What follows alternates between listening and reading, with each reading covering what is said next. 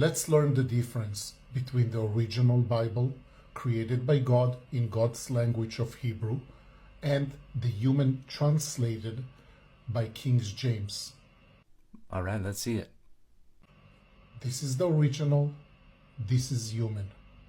Well, the original was also composed by humans. We can chart the development of the Hebrew language out of broader Northwest Semitic languages, and there are absolutely no data anywhere that suggests anything other than a human origin for every last syllable written in the Bible. The original reads, Bereshit bara Elohim et hashamayim ve'et haaretz. This translation is wrong. I actually agree with that. Bereshit means in the origin, in Genesis. So that rendering is really a distinction without a difference, and it's also incorrect. Bereshit is in the construct state.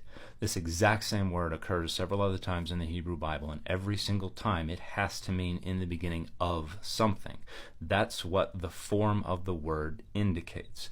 If it were in the beginning, comma, as an absolute statement, that would be barishonah, which also occurs several other times in the Hebrew Bible and means in the beginning. It's not what we have here. We have in the beginning of God creating the skies and the earth, or more naturally in English, when God began to create the skies and the earth. It is a temporal clause, and what follows describes the state of affairs at that point in time. So the first 3 verses of Genesis are telling us that there were watery depths, the earth was underneath, the Spirit of God hovered over the waters, and then the creative act began with God saying, "Let there be light." Bara means to bring into existence out of nothing. No, it doesn't. There is absolutely no use of this verbal root anywhere that demands any such sense, and there is no concept of creation out of nothing in the ancient world until it was created by Christians in the late 2nd century CE, who were in debates with Gnostics and other Greco-Roman thinkers about the morality of eternal matter and the rationality of the resurrection. The doctrine of creation ex nihilo, although it was later borrowed into Judaism, is a late 2nd century creation of Christianity and overturned the entire history of ancient cosmogony. This is the name of God in God's language. Elohim.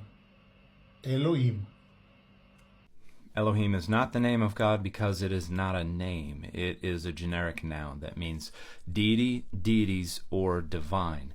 Now, the singular El is also a generic noun, but can be used as the personal name of the Northwest Semitic high deity, as we see in the Ugaritic literature and as we see sometimes in the Hebrew Bible. But the word Elohim is used several times to refer explicitly to both singular and plural deities other than Adonai, the God of Israel. For instance, it explicitly designates Astarte and Baal and Chemosh and Milcom and other deities. Now, it is grammatically plural, and this is likely a concretized abstract plural, meaning the plural form was originally used to create the abstraction, divinity.